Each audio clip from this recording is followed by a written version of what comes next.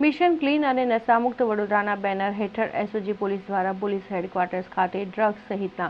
ધંધામાં સંકળાયેલા આરોપીઓના કાઉન્સેલિંગ અને સાચી દિશા બતાવવા જોઈન્ટ પોલીસ કમિશનરના અધ્યક્ષપણે હેઠળ સેમિનાર યોજવામાં આવ્યો હતો। વડોદરા શહેરને નશામુક્ત બનાવવા માટે શહેર પોલીસે કમર કસી છે અને નશાના બંધારણીઓ તેમજ ડ્રગ્સનો વેપલો કરતા આરોપીઓને ઝડપી પાડી કાયદેસરની કાર્યવાહી હાથ ધરવામાં આવે છે। ત્યારે હાલમાં આવા વડોદરા શહેરના 146 જેટલા આરોપીઓને પોલીસ સાચી દિશામાં તમે મારો પીઓ પોતાનું જીવન વ્યક્ત કરે તેવા ઉમદા આશય સાથે પોલીસ હેડક્વાર્ટર્સ ખાતે એક સેમિનારનું આયોજન એસઓજી પોલીસ દ્વારા કરવામાં આવ્યું હતું, જેમાં joint police commissioner Manoj Ninama, SOG PI Vivek Patel સહિત પોલીસના ઉચ્ચ અધિકારીઓ તેમજ ડ્રગ્સના ગુનામાં 146 જેટલા આરોપીઓ ઉપસ્થિત રહ્યા હતા અને તમામને ડ્રગ્સનો ધંધો છોડવા તેમજ ડ્રગ્સના ધંધાથી કેટલાક પરિવારો વેરવિખેર થાય છે, તેમાં પણ યુવાધન ડ્રગ્સના રવાડે ચડે ત્યારે પરિવારને શું પરિસ્થિતિ થાય છે ત્યાં અંગે ચિતાર આપ્યો હતો। અંગે ડ્રગ્સના દૂષણને ડામવા માટે પોલીસ અને એનજીઓને મદદ કરવા આહવાન કર્યું હતું। ત્યારે ડ્રગ્સના ધંધા સાથે સંકળાયેલા આરોપીઓ પૈકી કેટલાક આરોપીઓ પરિવાર સાથે ઉપસ્થિત રહ્યા હતા અને જોઈન્ટ પોલીસ કમિશનર મનોજ નીનામાને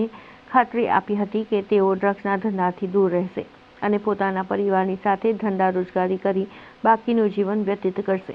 ડ્રગ્સના રવાડે કેવી રીતે ચડ્યા અને બાદમાં કેવી રીતે ડ્રગ્સના ધંધામાં વળ્યા તેનાથી કેટલું નુકસાન થયું તે અંગે આરોપીએ પોતાનું મંતવ્ય રજૂ કર્યા હતા। ડ્રગ્સની સમસ્યા જે છે એને ડીલ કરવા માટેની બે સ્ટ્રેટેજીસ છે, સપ્લાય રિડક્શન અને ડિમાન્ડ રિડક્શન। સપ્લાય રિડક્શન કાયદા દ્વારા આપણે ઇમ્પ્લિમેન્ટ કરીએ એ પોલીસ ડિપાર્ટમેન્ટ કરે છે અને એનજીઓ તરીકે અમે ડિમાન્ડ રિડક્શન એટલે એટલી અવેરનેસ ક્રિએટ કરીએ કે લોકો મધ્ય વ્યસન તંદુરસ્ત જીવનશૈલીની પસંદગી રહેતા। આ જે એક અભિયાન છે બહુ યુનિક છે ને